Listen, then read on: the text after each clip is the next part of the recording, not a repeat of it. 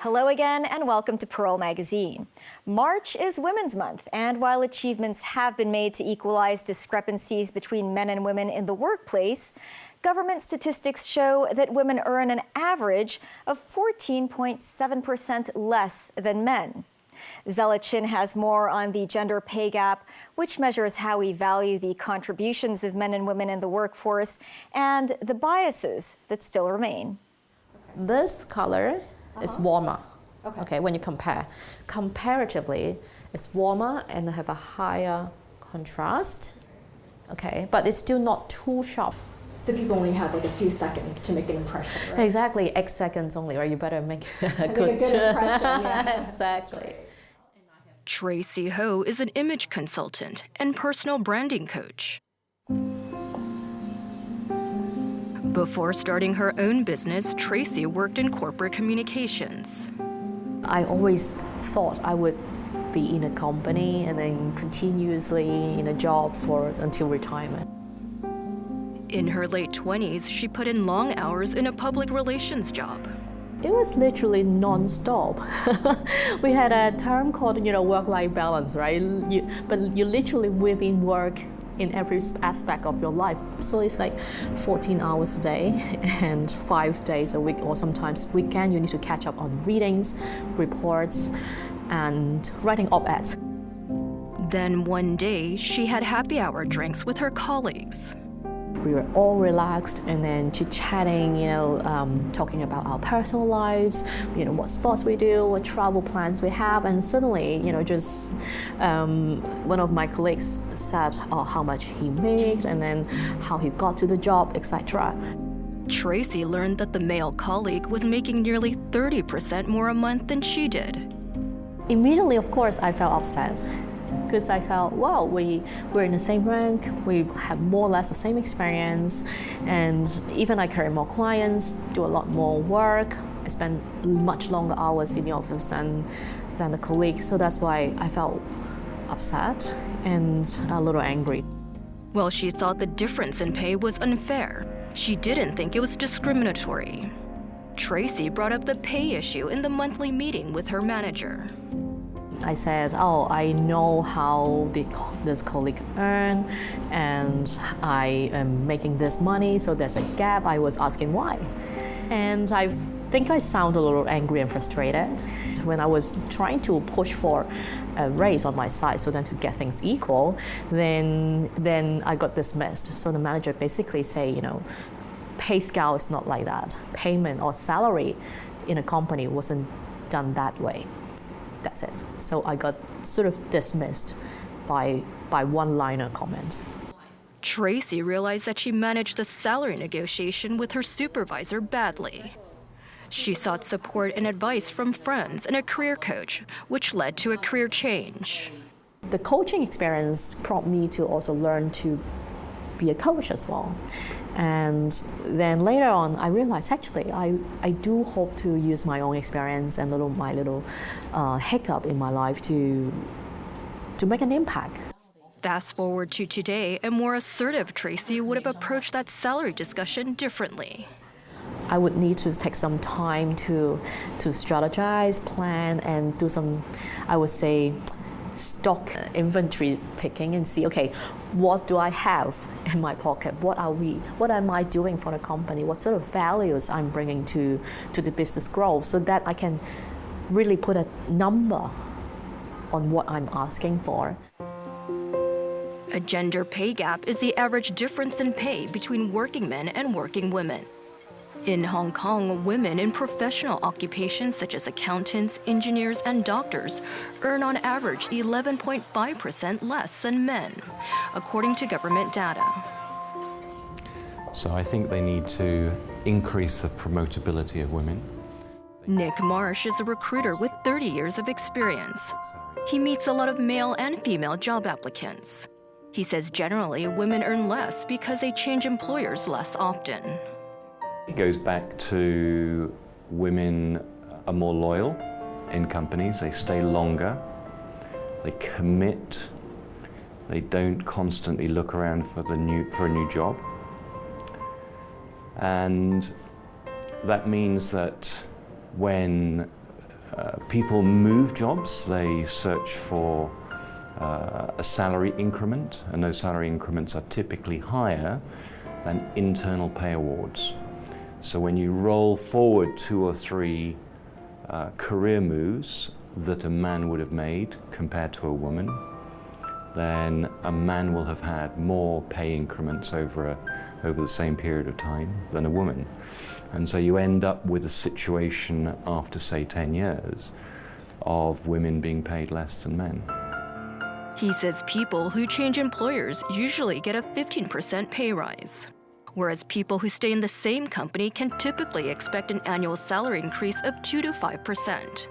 And internal promotions usually come with a 5 to 10% pay rise. Well, companies should start measuring their gender pay gap. Fiona Knott leads a women's advocacy group. She says there are many reasons why women earn less than men. Generally, we have occupational segregation, where women are often working in lower paid sectors, such as frontline healthcare workers, service sectors. We have more men working in areas that pay more, like finance, engineering, technology. Then we have differences in career progression, where women might be dropping out of the workforce. Women in managerial positions earn on average 16.2% less than men. This gap widened compared with 9.1% in 2019. So women were disproportionately impacted by the pandemic. They had to take up caring responsibilities in greater numbers than men. That's childcare, elder care. We had school closures, daycare closures. So with all of this together, it says that either women are not getting those promotions within that management sector, or they're actually dropping out of that managerial sector altogether. Another issue is what's often known as the motherhood penalty. In 2018, the Equal Opportunities Commission released a study showing that more than 50% of employers in Hong Kong would not hire women with children. And that's a really shocking statistic outlining actual discriminatory practices against women. It's like, wow, everything new. And what Mickey Leung has observed gender bias in the hiring process. She moved to Hong Kong to work in the garment industry. A few years ago, Mickey worked at an international company. She managed a regional team responsible for checking the quality of clothing samples. She worked closely with the Human Resources Department to recruit candidates for her team. Now, the first thing is this candidate competent for the job? Okay, this is what we look at. And of course, we run through the resume, the experience, the knowledge. I mean, of course, we throw some questions or even at some point a minor test, right? Just to screen through the candidate. And then after all this, as the norm, and we also will look into whether this candidate is he or she, married or divorced or single. If they had equally qualified male and female candidates for a position, her colleague proposed to offer the male candidate a higher salary, depending on his marital status. For the man, if the guy is married, right, then they will consider, is it sufficient or good enough for that candidate to support the family, say, that income, is it a decent one? And if it is a single female, say, right, who is not married, and yeah, it's also good and sufficient enough for her to live by, right? So, and of course consider all the experiences, and we will say on par. So then chances are the male will get a slightly higher salary than the female. She says a male candidate could be offered as much as 20% more in salary than the female candidate. But ultimately, senior management made the final hiring decision. I don't think anybody sets out to be discriminatory, but people have biases, and those biases ultimately work their way through to having pay awards that create a gender pay gap. So companies have to actively think about accelerating more women inside their businesses to senior levels and senior positions, actually having a proactive sponsorship program, a proactive anti-bias mechanism within their organization. Nick believes the gender pay gap could be minimized in a couple of years, thanks to a new Hong Kong Stock Exchange rule that would end all male boards of listed companies by 2024. That brings a greater degree of gender balance to boardrooms. Balanced boards will mean that there will be greater pressure on CEOs to have a more balanced executive team. And a more balanced executive team from a gender perspective will mean that people will start to have different cultures in companies. So my genuine belief is maybe by 2030, the gender pay gap for the senior management ranks within a company will reduce to 5%. And Nick thinks with the change in company culture, perhaps in the long term, the gender pay gap could be eradicated completely.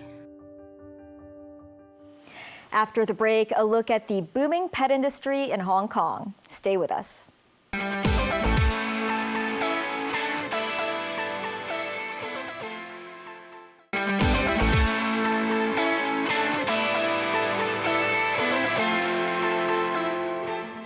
Welcome back to Pearl Magazine. Pet ownership in Hong Kong saw a boom in the last decade, and even more so during the COVID era. As people have adopted pets into their families, the demand for pet care services such as pet sitting, grooming, and even rehabilitation is also growing. This trend is projected to continue in the coming years, opening up new business opportunities for specialized service providers. Tina Jiang takes a look at the growing number of pet services in the city. Inside a pet shop in Tai Kok Tsui, this puppy is getting bathed and preparing for a special swimming lesson. Stephanie Tai, a pet swimming coach, is helping him today. I think it's not really common around 5 years ago. It started because of the COVID. People are looking places for their pets to play around, but needs to be safe and private. So many companies started having swimming pools because the beach can be pretty dirty sometimes, and a lot of government beach, they cannot let dogs in.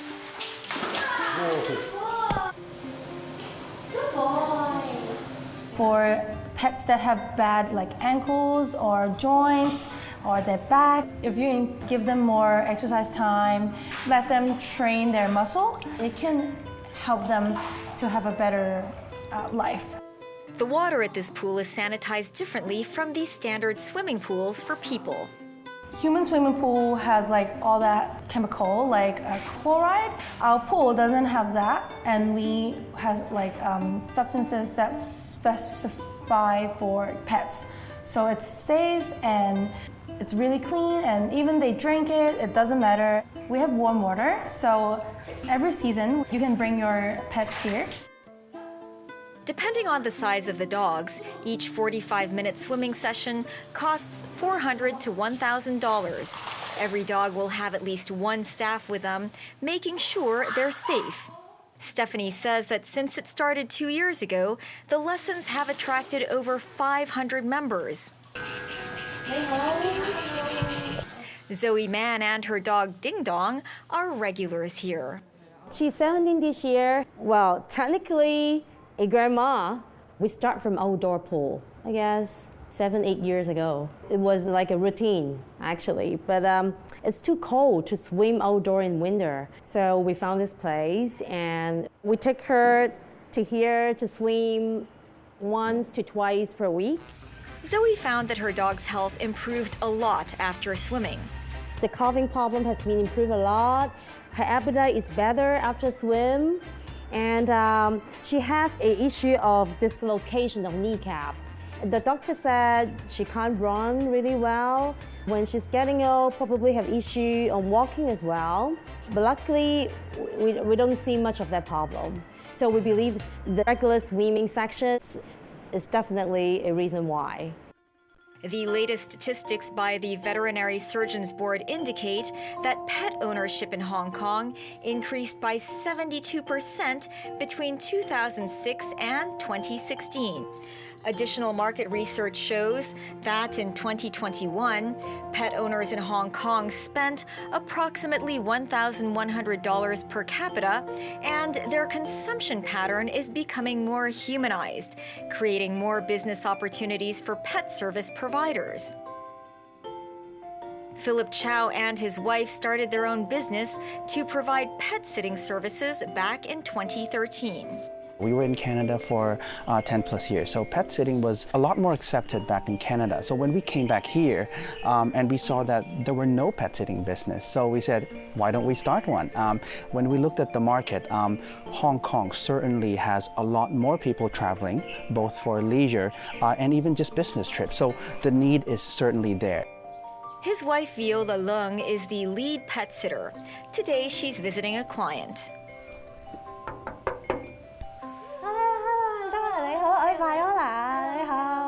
This is Brownie, and this is the one in the cage is Ginger. We go to our clients' home and help take care of their cats, dogs, hamsters, fish, and we even had cases where we take care of our clients' lizards. So we basically go to their homes and feed, change the water, clean the litter box, take the dogs out for a walk, and also interact and play with them. Andorra Chow lives in a village house in Sai Kung. Before COVID, she used pet sitting services 3 to 4 times a year. Pre-COVID, I was a very frequent traveler. So I probably travel every couple of months. And when they were little, I used to ask my friend who lived really close to me to look after them while I was away. But then a few years later, I moved house. It was a very long traveling time for my friend to come to my new house. I think it's very necessary to hire a pet sitter because the pets could feel lonely at home. 30 minutes of cat sitting costs around $200, and Andorra thinks it's a reasonable price since her cats are in good hands. She would send me pictures or videos of how she took care of Ginger and Brownie, how she interacted with them. And I could really feel that Ginger and Brownie really enjoyed her company. And so it just put me in a peace of mind so I can enjoy my trip or concentrate on my work while I was away. Compared to pet hotels or boarding services, pet sitting allows animals to go through a minimal amount of change, which is why the customer base is steadily growing. Since we launched, we probably have worked with 700 to 1,000 customers historically. Best periods, which is before COVID, we easily go up to a couple of thousand of pet sits required. The couple now collaborates with more than 20 pet sitters around Hong Kong, and all sitters have gone through training with them. In Hong Kong, we're a bit behind when it comes to this type of professional things. When we were back in Canada and US, there are professional pet sitting organizations who does the certifications, who does training and all that. Pet sitter insurance, and not in Hong Kong. So it took us a lot of effort how to establish ourselves to be professionals. Pet sitting isn't the only sector that lacks training. Niall Chan, a pet grooming trainer, believes that the local pet care industry in general needs more training opportunities. That's why in 2018, after working in Singapore and studying in Taiwan, he invested over $1 million to open this pet grooming training school in Mongkok. 越嚟越好啦，呢個都 OK， 但係福線有啲低。 Where more people have dogs and cats, there's a huge demand for pet grooming. My students no matter work for pet stores or operate their own businesses, there's always work to do. The industry has a lack of manpower. Hong Kong has roughly 300 or 400 pet shops at the time being, and many can't find a pet groomer. Gary Yu knows that very well. He's a pet store owner and started attending Niall's class 3 months ago. If you don't have the skills yourself, my experience was that the groomer would be in the leading position. Now it's different. I can lead a team of groomers to work with me. 你一定要眼睛係水平嘅。 10 years ago, when they took the dogs to my shop, they would ask for a bath and hair trimming. No other demands. But when groomers improved and customers have seen pretty styles, they started asking for more. Since the opening of the school, Niall has taught over 500 students, and he hopes there will be more, so the industry continues developing. In the past, Japan has always been leading the industry, but in the past 1 or 2 years, we've seen that the pet grooming techniques in Korea and mainland China have improved too. Maybe pet groomer training schools in Hong Kong need to learn from other places. They can invite foreign teachers and groomers here to do more demonstrations. I hope that more people can join us. And when more people do it, the competitiveness will increase, so everyone's skills will naturally improve.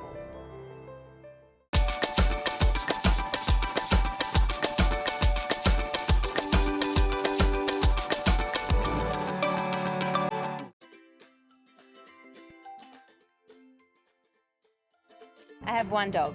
Just the one. Just the one dog. 3 pets? 3 dogs? We have 1 pet. Only one.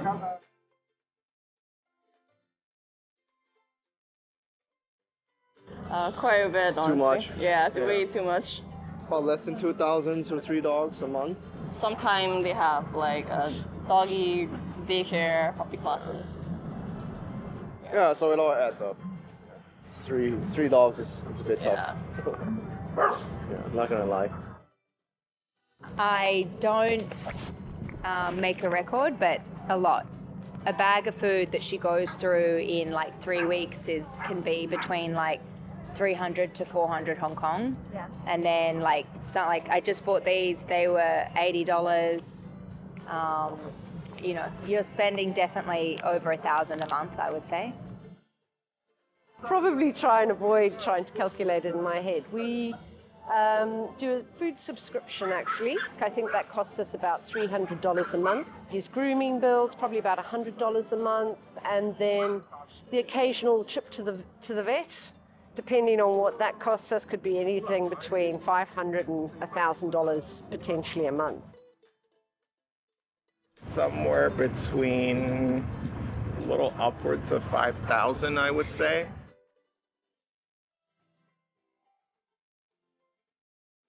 We used to be, just the 2 of us, and it was like quite free of responsibility.